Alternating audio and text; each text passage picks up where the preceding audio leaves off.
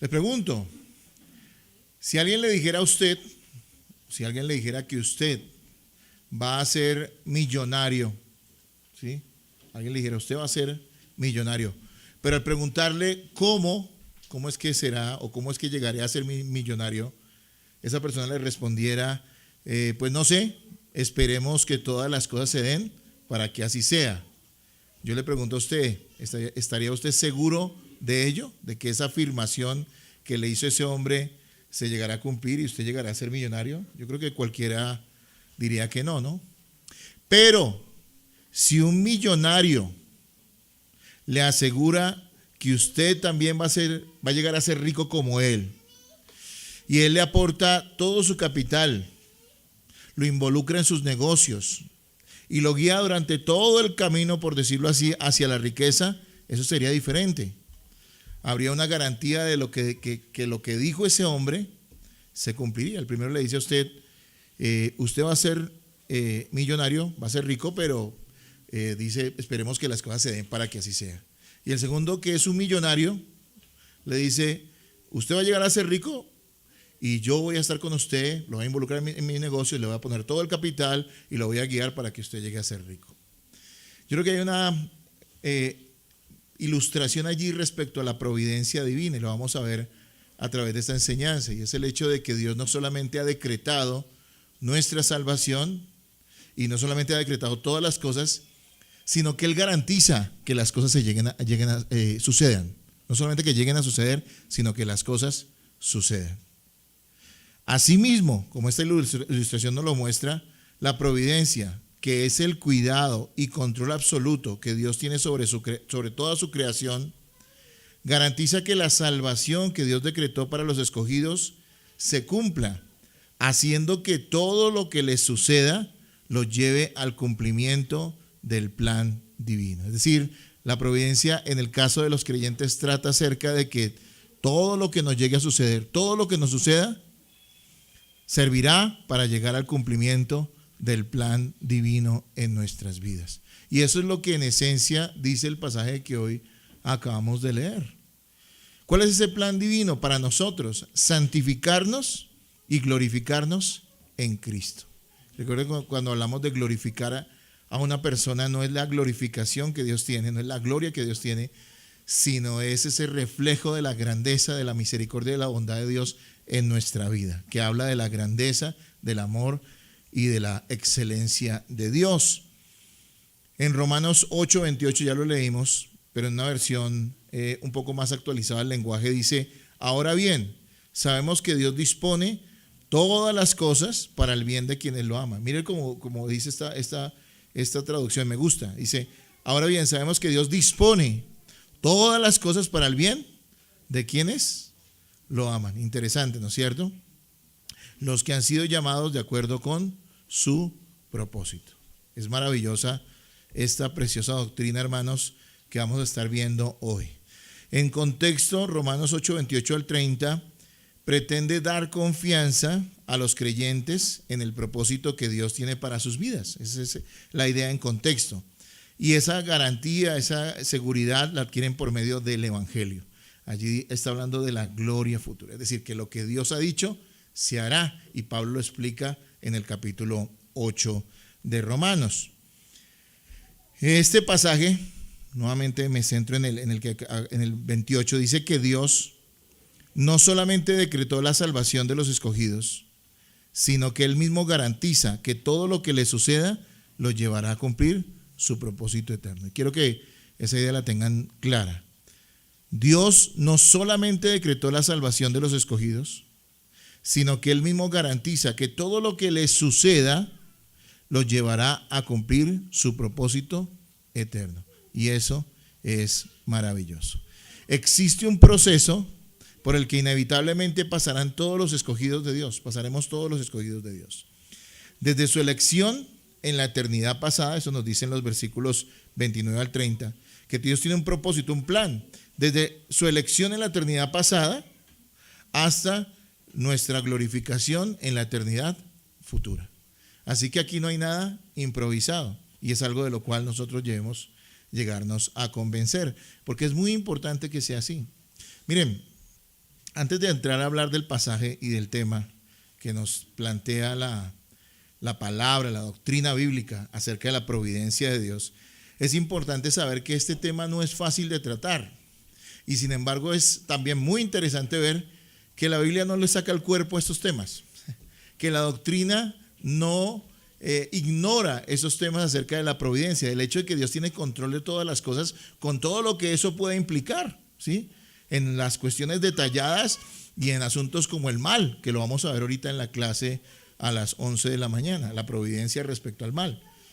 Entonces, hermanos, no le saca el cuerpo. Algunas personas han vivido ignorando esas cosas o queriendo pasar por alto esos temas que son espinosos, pero la Biblia y la confesión de fe nos muestra que debemos tratarlo porque si es bíblico es para la gloria de Dios y no podemos ignorarlo. Seguramente hay muchos callos que no pisaríamos, hay cosas que no nos pondrían a pensar tanto si ignoráramos este tipo de temas como el decreto eterno de Dios o como el de la providencia divina. Pero hermanos, todavía tenemos que tocarlo, todavía tenemos que conocerlo porque es algo que glorifica a Dios y que entre otras cosas también nos bendice mucho a nosotros porque cuando lo recibimos con humildad nos da mucha seguridad. Amén. Veamos rápidamente lo que nos enseña este pasaje en el día de hoy para que después podamos entrar ya en una parte más temática de la enseñanza respecto a algunos párrafos de la confesión de fe. Versículos 29 al 30. Yo quiero que lo vuelvan a leer. Recuerden que aquí usamos la Biblia. 29 al 30, por favor, vuelvan a leer este pasaje. Léanlo ahora.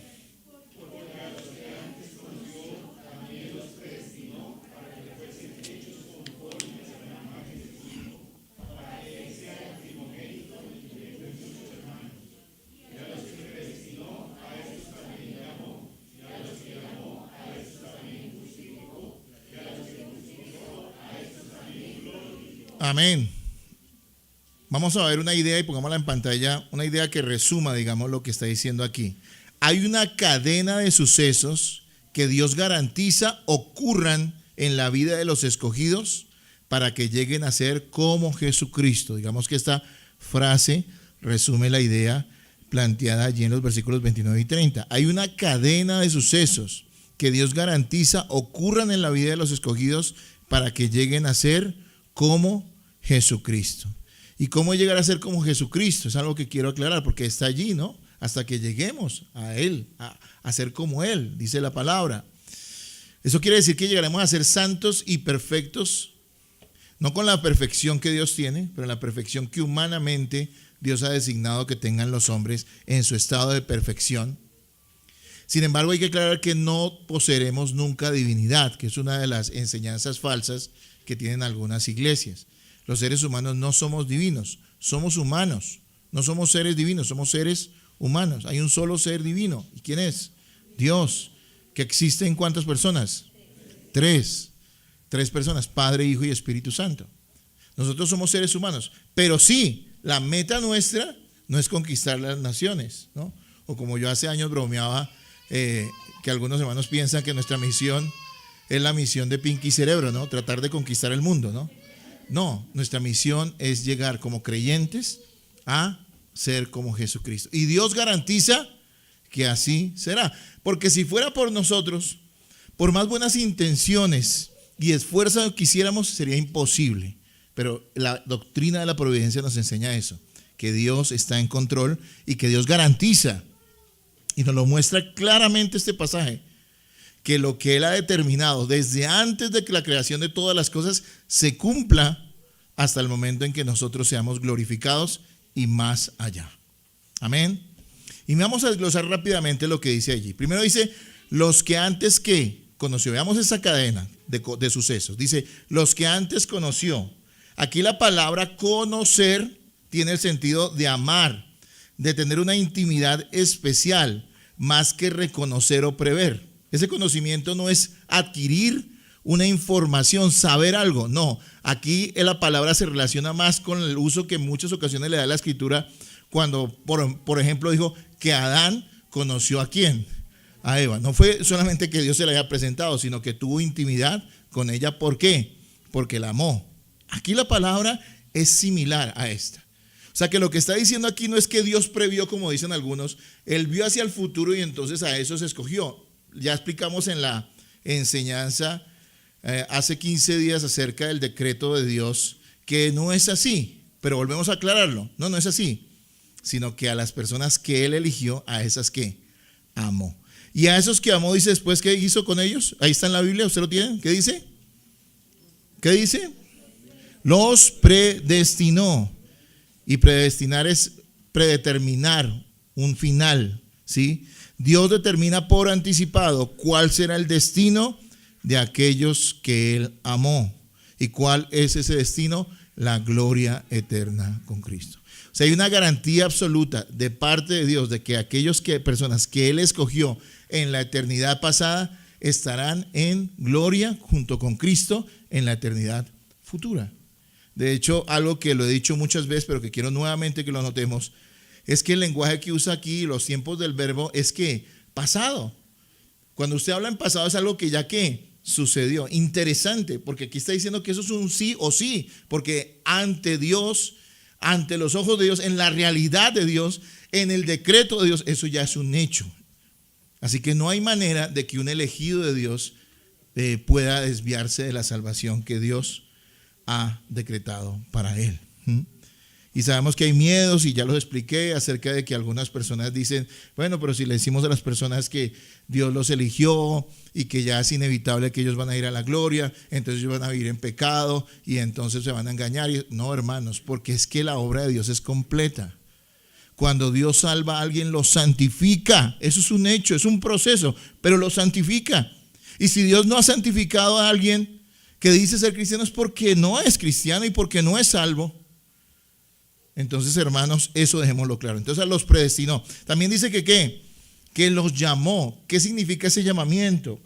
Por medio del mensaje del Evangelio, el Espíritu Santo, a su debido tiempo, hace que se convenzan de la gravedad de su pecado, se arrepientan y confíen en Cristo para salvación. Y aquí hay otra cosa que aclarar. Hay muchas personas que dicen, bueno, pero cuando se habla de elección, eso significa que entonces, como Dios eligió a alguien, esa persona puede vivir como quiera durante toda su vida, ignorando a Dios, y al final de su vida se va a dar cuenta cuando pase al otro lado que era salvo, que era escogido. ¿Sí? Qué alegría. Es decir, viví como quise, nunca confié en Cristo, pero pues soy elegido.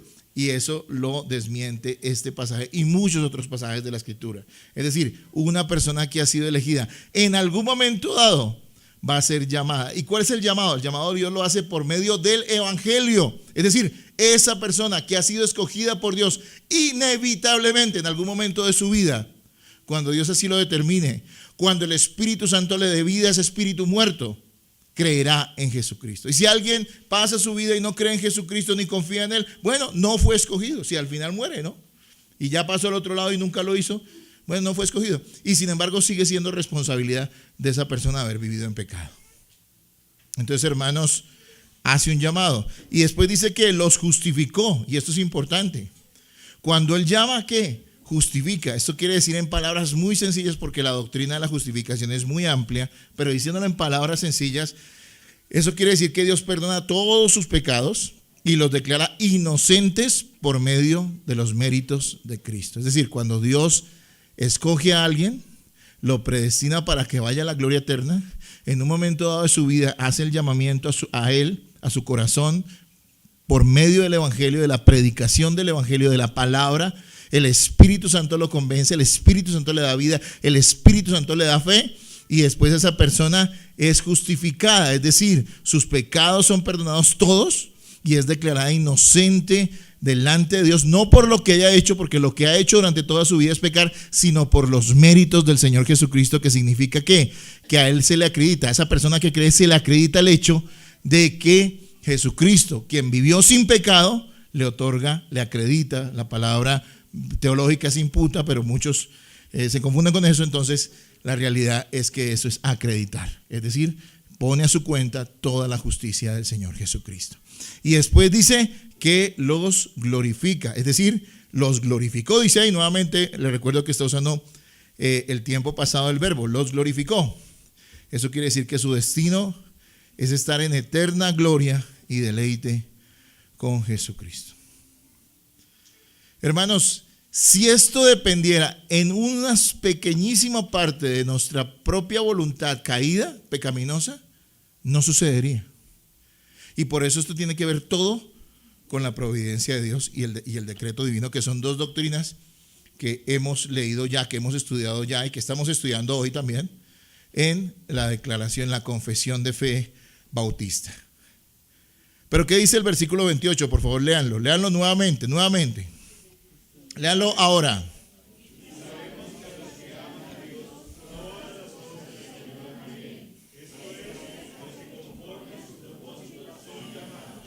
Hermanos, una frase sencilla que puede resumir lo que dice este pasaje, lo que dice este versículo, y lo podemos poner en pantalla, es que tenemos la certeza de que absolutamente todo lo que suceda en la vida de un cristiano está bajo el control de Dios y será útil para su propio bien eterno.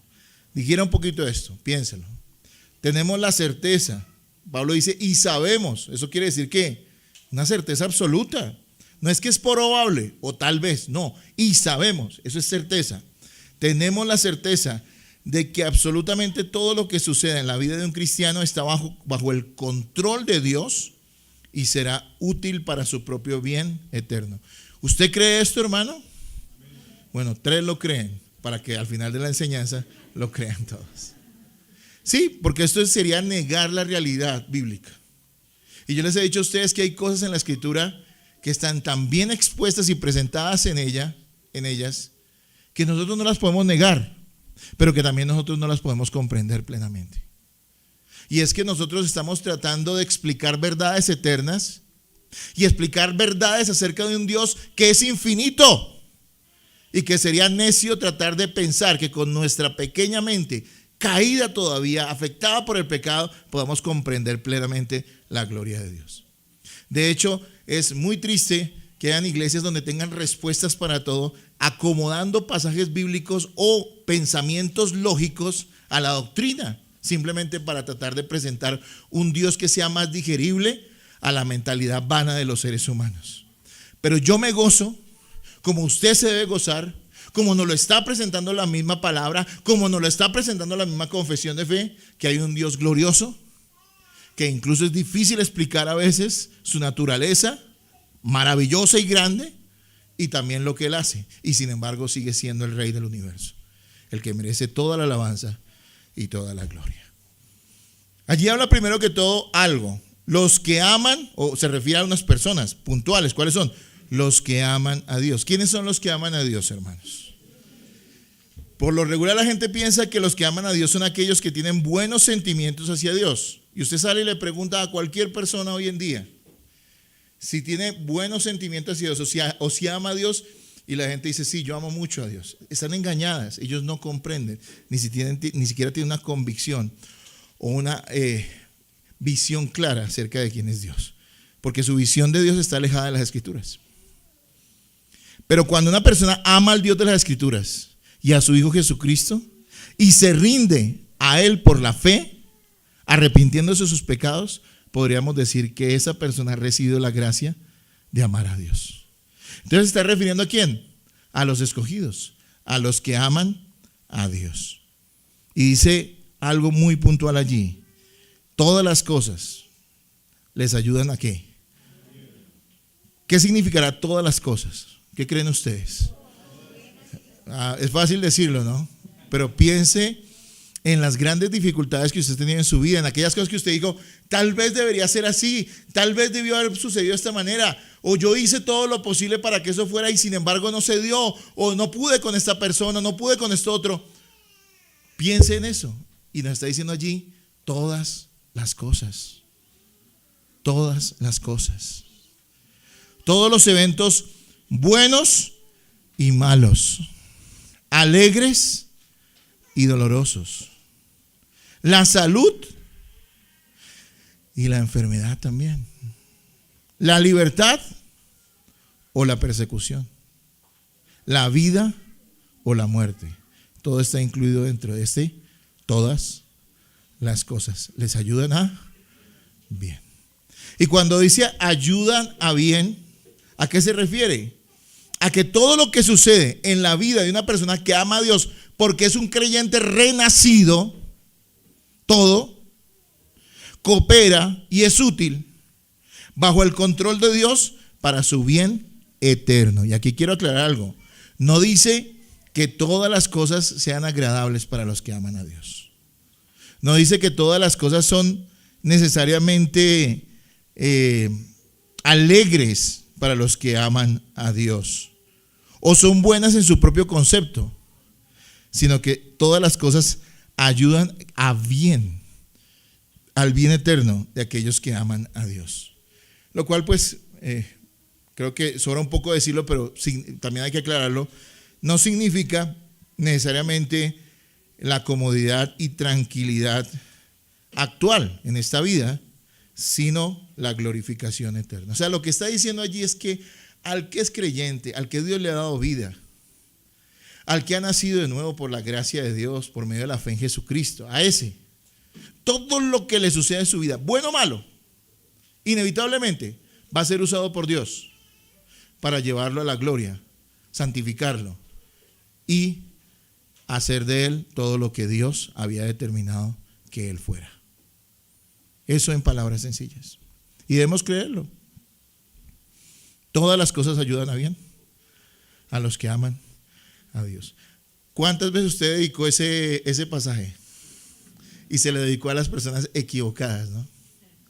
A mí me molesta a veces cuando veo en lugares públicos o antiguamente en los buses, ¿no? Ya se acabaron los buses, los de la vieja época, ¿no? Donde ponían calcomanías, mensajes bíblicos y todo uno decía, todos esos versículos bíblicos mal aplicados.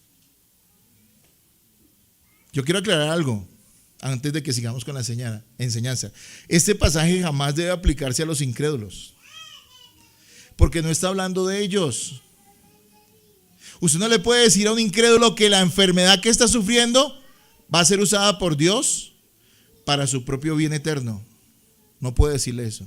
A menos que Dios use esa enfermedad para humillarlo y llevarlo a la fe en Jesucristo y al arrepentimiento. Tal vez en ese sentido sí.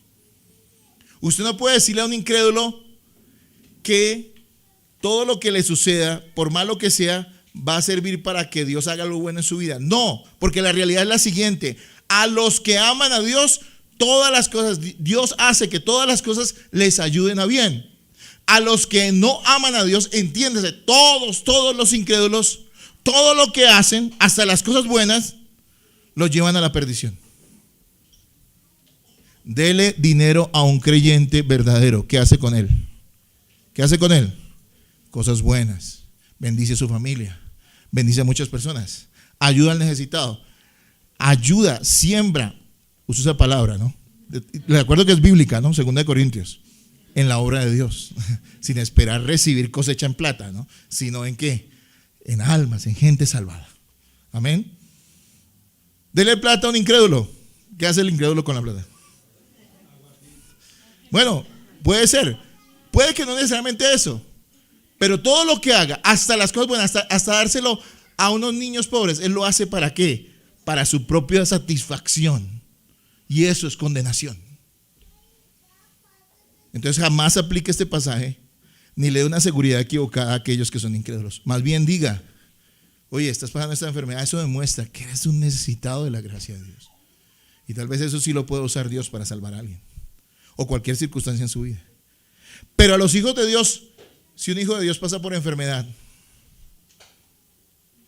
dice la Biblia, no yo, que eso va a ser usado por Dios para formar en él el carácter de Cristo. Hacerlo más paciente, más amoroso, más dependiente de Dios. ¿Y en eso qué? ¿Lo va a ayudar a qué? A ser como Cristo. Y alguien dirá, pero es difícil explicar esta enfermedad. Yo no se la voy a poder explicar. Hay gente que a veces va de pronto y habla con uno como pastor y le dice, pastor, ¿por qué me está pasando esto? Y digo, no sé, oremos. No sé, pero sé que Dios, el Señor dice que todo ayuda ¿para qué? Para bien a los que aman a Dios. Otra cosa que quiero aclarar antes de que sigamos con la enseñanza. También este pasaje no se está refiriendo a a tener garantizada una especie de compensación cósmica. Miren la palabra que usó, compensación cósmica de parte de Dios por todas las cosas malas que nos sucedan. Porque este pasaje se usa mucho para decir, si perdiste tu trabajo, a los que aman a Dios, todas las cosas le ayudan bien, entonces vas a conseguir ¿qué? O sea, Dios va a tener que compensarte, es lo que están diciendo entre líneas. Dios va a tener que compensarte dándote ¿qué? Un mejor trabajo. Y pasan los años y no consigue. Y entonces esa persona dice, ¿y dónde está Dios? Pues Dios está allí, amigo. Si no eres creyente, bueno, lo siento por ti. Si eres creyente, tienes que confiar en que el Señor, a pesar de eso, está haciendo su voluntad en tu vida. Y algo bueno Él va a sacar de ti y va a sacar de esa situación para la gloria de Él. Pero no se aplica a incrédulos. No es una especie de compensación cósmica. Es que si me pasa algo malo, Dios tiene que darme algo bueno. No, eso es paganismo. ¿Saben cómo se llama en el paganismo? Se llama karma. Eso es falso. Que uno recibe lo que da. Hermanos, no es así. Uno recibe lo que Dios quiere que uno reciba. Amén. Amén. ¿Cómo vamos hasta ahí? Porque falta todavía mucho. Así que vayan digiriéndolo, mis hermanos. Miren, piensen lo siguiente. ¿Cómo es que Dios puede garantizar que absolutamente todo lo que nos suceda, grande o pequeño, servirá para cumplir su propósito glorioso en nosotros? ¿Cómo es que Dios puede garantizar eso? Porque Dios ejerce su providencia sobre toda la creación, es la respuesta. Sobre todos los seres, sobre todas las cosas, sobre todas las situaciones, sobre todas las circunstancias. El Señor cuida, gobierna y tiene el control de todas las cosas. Y esto es lo que nos dice esta preciosa doctrina de la providencia de Dios. Es decir, no es como algunos piensan que Dios creó todas las cosas, las dejó funcionando, le dio cuerda, las dejó funcionando y Él se fue y se quedó esperando a ver que sucedan las cosas. Que es la mentalidad que mantienen muchos, incluso cristianos, porque les han enseñado mal la palabra o no les han enseñado la palabra verdaderamente. Entonces, y que cuando Dios quiere interviene, y que cuando alguien ora mucho y se mete un buen ayuno, entonces Dios dice, tengo que meter la mano porque es que me está forzando, es que es tan bueno, tengo que hacer algo por él. Y bueno, vamos a ver también que la oración, por supuesto que tiene un papel preponderante en la providencia. Los cristianos debemos orar y Dios en su providencia ha determinado que oremos para que se cumplan muchas cosas. Pero no es que eso limite a Dios. Entonces, hermanos, entendamos, si Dios no estuviera interviniendo en cada suceso, en cada circunstancia, en cada persona, nada de lo que Él ha dicho se podría cumplir. Porque somos una cantidad, una gran masa de pecadores que quiere hacer lo que le parece y no van a querer nunca ponerse de acuerdo, digámoslo, usemos esa expresión, con Dios para cumplir su propósito.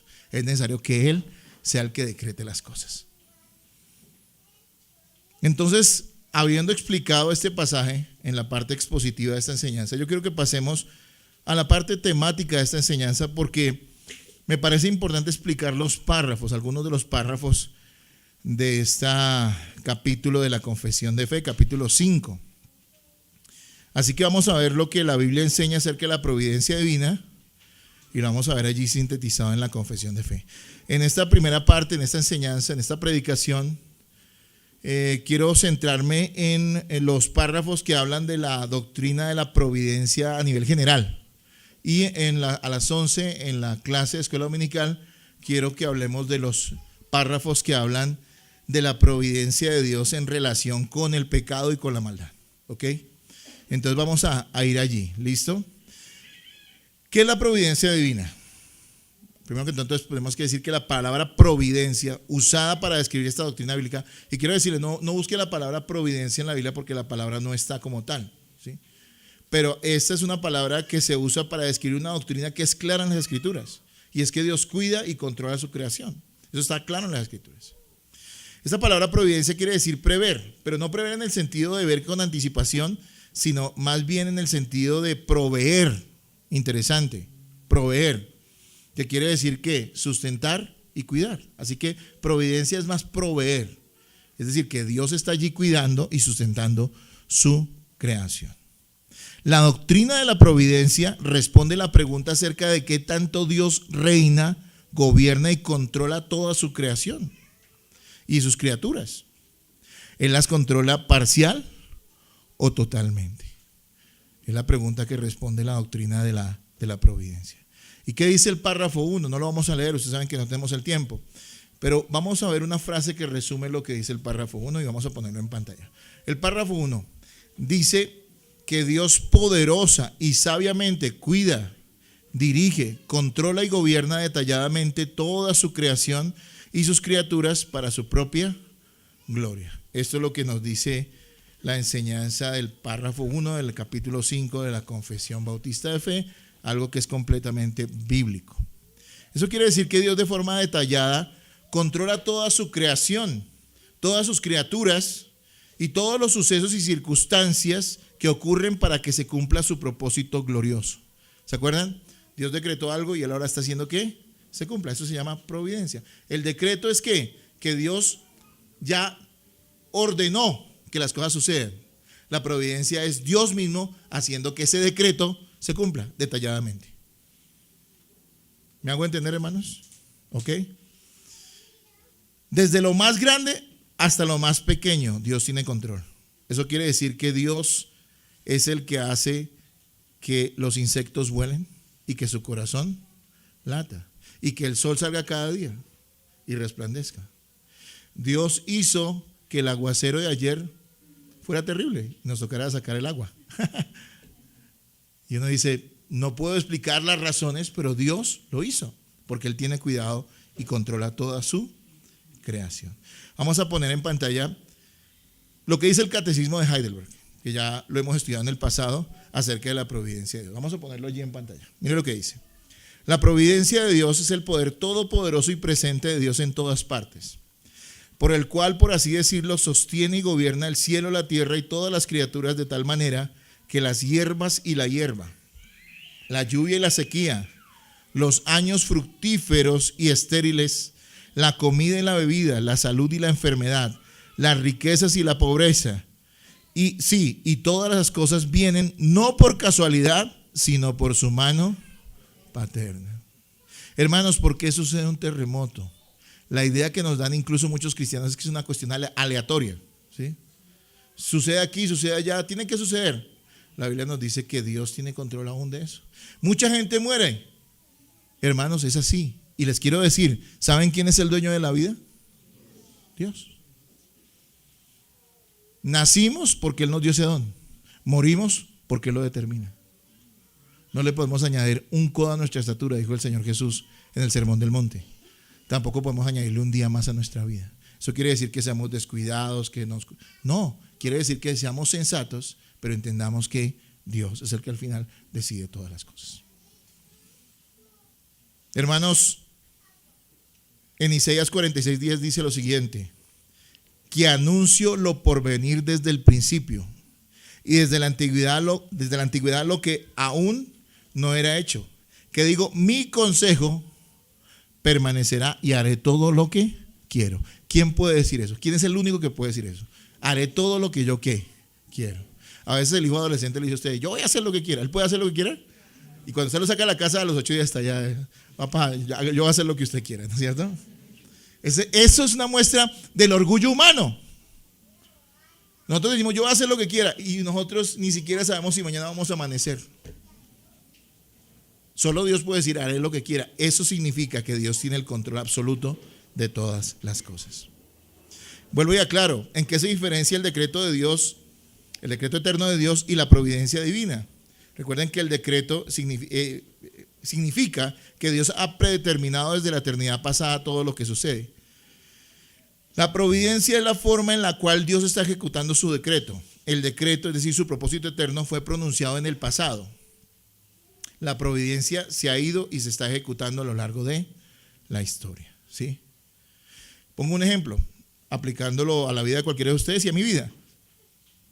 Dios decretó mi salvación ¿desde cuándo? De acuerdo a la Escritura, ¿desde cuándo?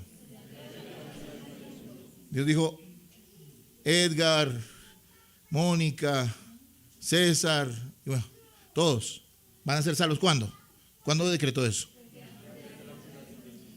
Pero ¿cuándo sucedió eficazmente, digámoslo de esa manera? Claro, es eficaz el decreto de Dios, yo no estoy negando eso. Pero ¿cuándo sucedió? En un momento determinado. Dios decretó mi salvación desde la eternidad pasada, pero cuando yo escuché el evangelio y lo creí, cuando tenía 14 años, alguien me lo predicó y yo lo creí y Dios me dio vida y empecé a caminar con el Señor. ¿Sí ven? El decreto fue la salvación en el pasado. El decreto, Dios había determinado, ordenó que yo fuera salvo, uno de sus escogidos. Pero la providencia actuó para que en un momento determinado todo sucediera de la manera en la que alguien iba a predicarme el evangelio. ¿Ustedes saben cuántas cosas tuvieron que conjugarse para que alguien le predicara el evangelio, para que estuviera en el momento exacto? Yo sé que algunos de ustedes tienen testimonios asombrosos, pero de todas maneras todos. Si yo les contara, mi papá llegó a la iglesia de casualidad, un hombre que era súper católico y que no entraría a una iglesia evangélica, y sin embargo, por casualidad entró. Y ese entró fue que, aquí estoy yo. Es que la providencia divina actuando. Entonces esa es la diferencia. El decreto, Dios lo ordenó en la eternidad pasada. La providencia se está actuando en el presente y seguirá ejerciéndose, seguirá funcionando, digámoslo así, en el futuro, a lo largo de toda la historia. ¿Qué dice el párrafo 2? Entonces aquí hemos explicado un poquito lo que es la providencia. Mire lo que dice el párrafo 2. Ustedes ya lo leyeron, ¿no? Dice que Dios hace que todo suceda por medio de la libre voluntad de sus criaturas y que nada sucede por casualidad o fuera de su voluntad. Vuelvo y lo leo. Dice que Dios hace que todo suceda por medio de la libre voluntad de sus criaturas y que nada sucede por casualidad o fuera de su voluntad. La causa primaria de todo lo que sucede es Dios, porque algunos de ustedes yo sé que se enredaron un poquito con eso, ¿no? Causas primarias y causas ¿qué? Secundarias, tal vez algunos investigaron. Pero hermanos, la causa primaria de todo lo que sucede, ¿quién es? Dios. Él es el que hace que todo suceda. Sin embargo, Él lo hace contando con las causas secundarias. ¿Quiénes son las causas secundarias? Las criaturas y la creación. ¿Sí? Es decir, si Dios quiere sostener esta congregación, voy a usar un ejemplo, Él podría materializar dinero, ¿sí o no? Y decir, pues esta es la iglesia de Cristo, que nos aparezca plata aquí en un canasto, ¿sí? Alguien decía muy acertadamente, Dios no es falsificador, porque el único que puede expedir plata en Colombia, ¿quién es? El Banco de la República, pero bueno, eso es otro cuento. Él lo podría hacer así, pero él no lo hace así. Él lo hace a través de ¿quién? De sus hijos, de las ofrendas que cada quien da. Amén. Y así lo podríamos aplicar a todas las circunstancias de nuestra vida. Usted algún día decidió casarse. Yo le pregunto a los que se casaron, a menos que usted lo hayan llevado con escopeta al altar, ¿no? Pero le pregunto, ¿usted se quiso casar con la persona que se quiso casar, con la que se casó? ¿Amén o no? Y hermano, poco, tendría que ser efervescente ese. Yo, amén, sí, yo sé que usted también. Usted se casó con quien quiso. Usted sintió una voz, usted se sintió compelido. Decía, no quiero, pero algo que sí quiero, no quiero, pero sí quiero. No, usted dijo, uy, estoy enamorado y yo de esta mujer me caso, hermano, ¿sí? Como les decía la vez pasada, es cristiana, me sirve, casémonos, ¿sí? Pero hermano, y bueno, ahí obviamente aplicaron también la palabra, porque pues con incrédulos no nos podemos casar, obedeciendo a Dios. Pero hermanos, allí obró mi voluntad. Pero ¿quién había decidido desde la eternidad pasada que yo y mi esposa fuéramos esposos? ¿Quién? Dios.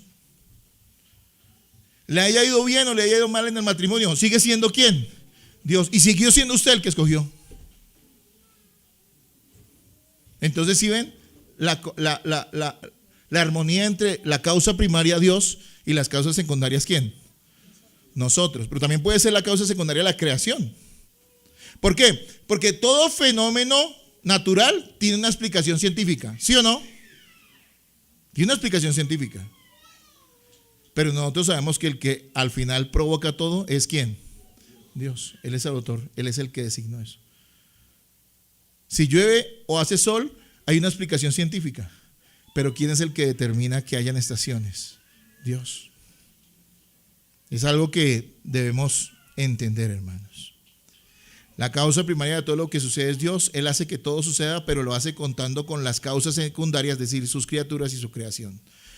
Dios no nos usa como títeres, importante esto, sino que libremente escogemos cosas que de una u otra forma serán parte del cumplimiento de su propósito eterno.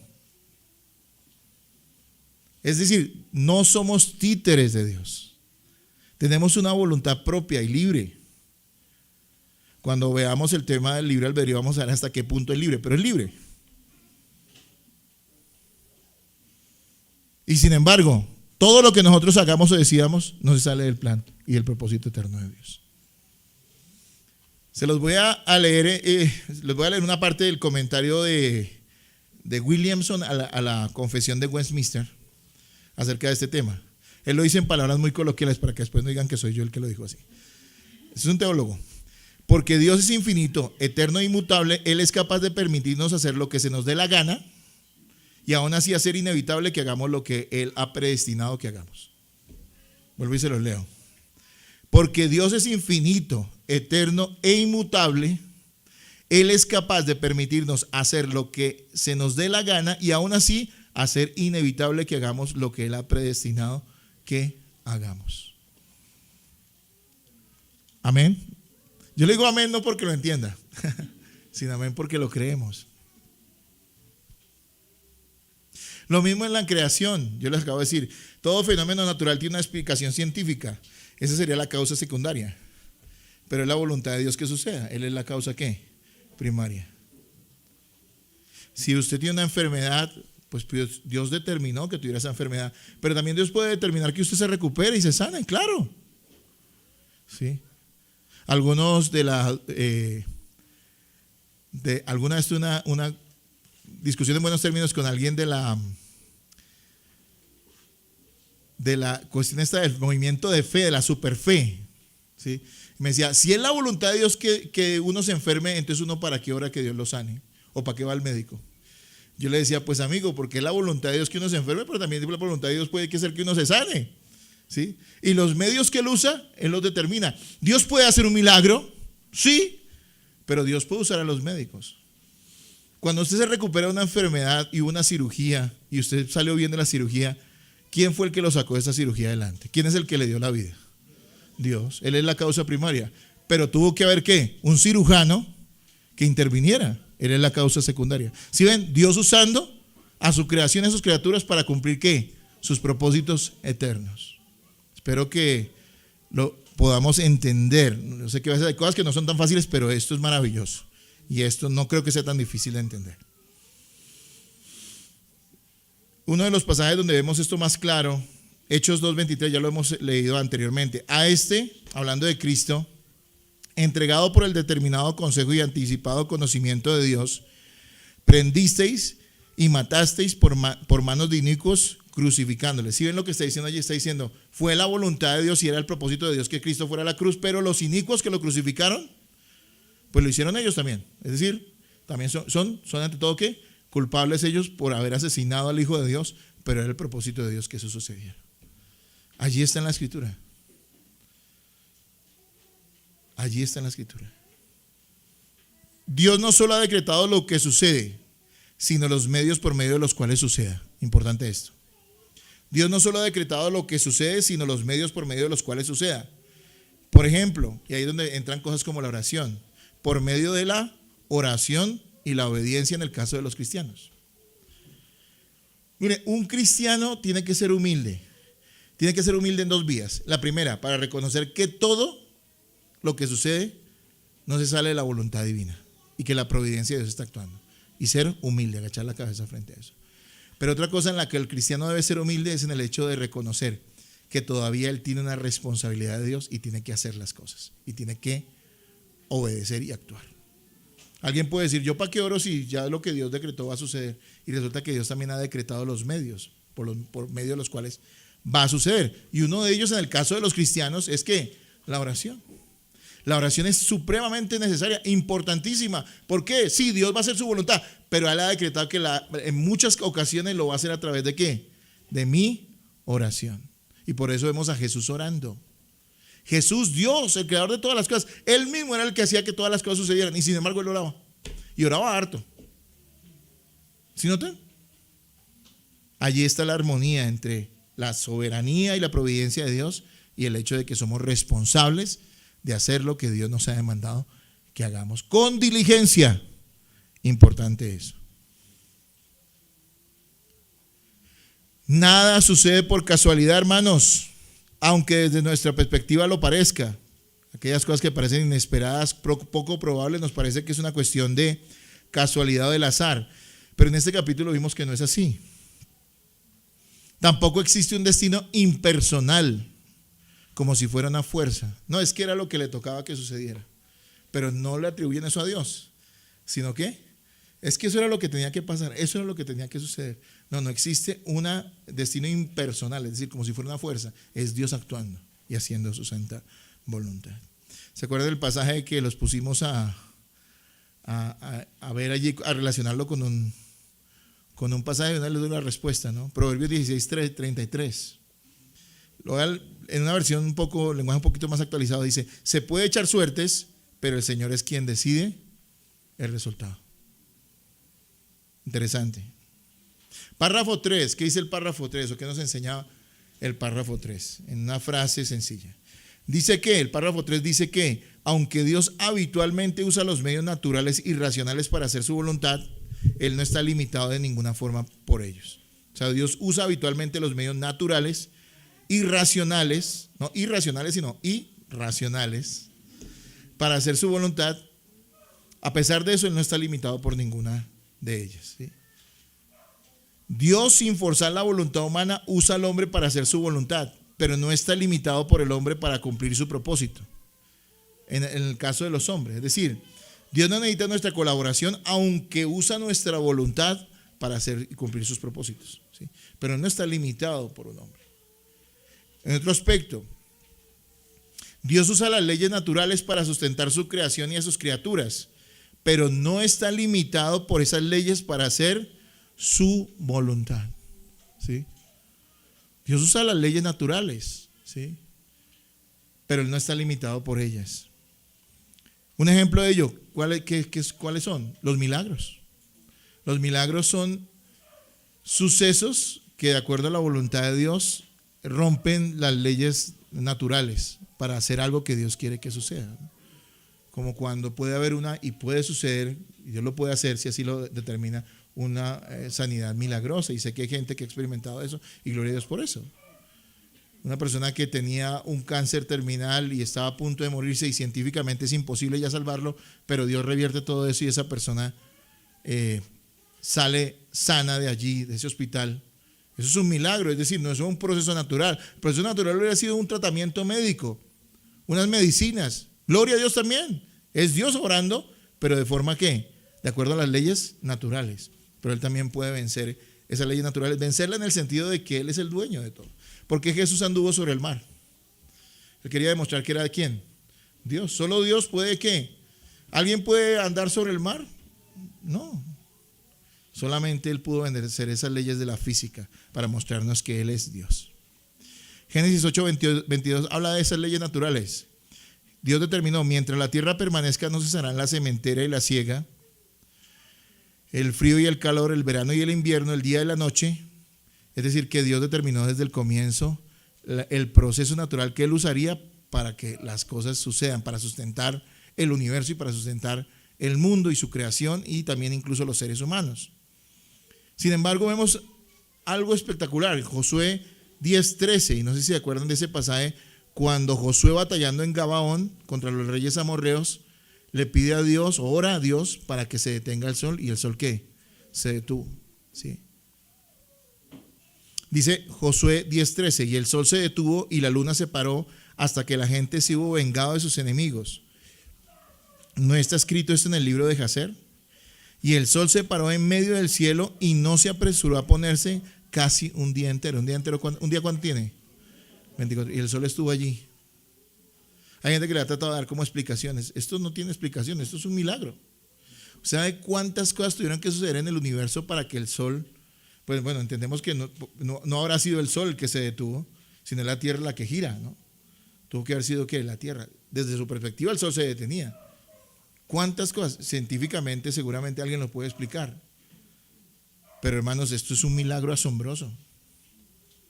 Y creemos en estos milagros, porque Dios tiene control de todas las cosas. Y su providencia, aunque habitualmente usa los medios naturales y racionales para hacerlo, también puede usar cualquier otro medio incluso fuera de las leyes naturales o de la física o de cualquier ley natural, para hacer y cumplir su propósito eterno.